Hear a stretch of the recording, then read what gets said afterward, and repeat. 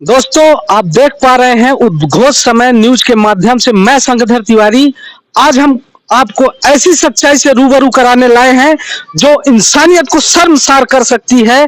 जितना आपको हसीन और जितना खूबसूरत सामने में front MP-19 river view hotel दिख रहा है, उसका एक काला सच जो आज तक सामने नहीं आया था, हम उसको उजागर करने लाए हैं। सबसे पहले आप देखिए, यहाँ पे आपके बगल में जो बहती हुई कलकल करती हुई नदी है और जिसका पानी गंदगी की वजह से काला पड़ रहा है और उसमें कई तरह के लिए मजबूर कर रहे हैं ये लोग अपने छोटे से फायदे के लिए, अपने फायदे के लिए, पर्सनल फायदे के लिए। इन्होंने सारे पानी में पलने वाले जीव जंतु और जो पूरा शहर इस पानी को पीता है और अपने लिए इस्तेमाल करता है, ऐसे में आप सोचिए अगर उसमें हम विषाक्त और इस तरह से प्रदूषित पानी, सीवर लाइन का पानी, जो मीट मांस मछली यहाँ बनता है उसको धोने का पानी, बर्तन धोने का पानी और जो इस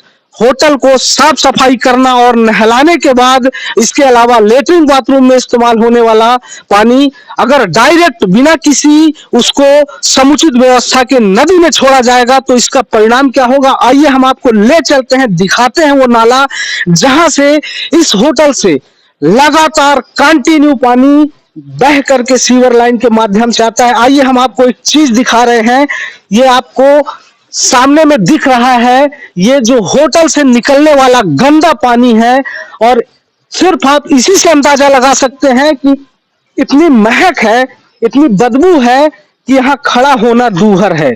सोचिए अगर ये पानी जो इसमें डायरेक्ट मिल रहा है और इस पानी को पूरा शहर अपने इस्तेमाल में ले रहा है, ऐसे में इंसानियत और मानवता कहाँ की चीज बचती है और कहाँ तक ये एक न्याय संगत होगा।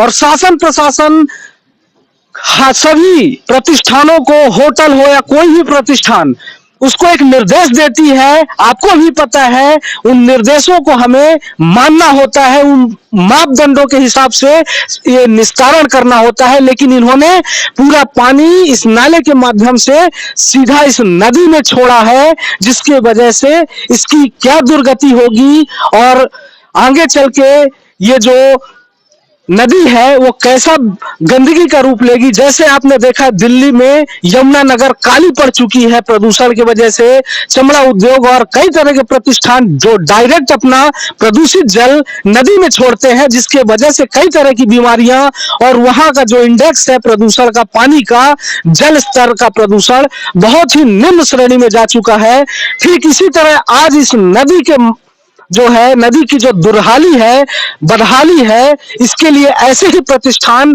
जवाबदार होंगे।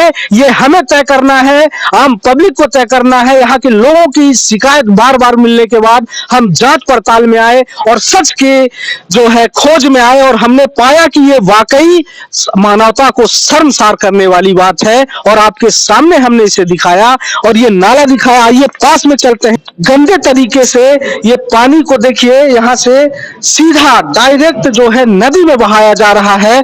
बड़ी जो है बदबू आ रही है इस जगह में और गंध की वजह से हम लोग यहाँ खड़ा होना हमारा मुश्किल है और इसे सीधे पानी को डाला जा रहा है।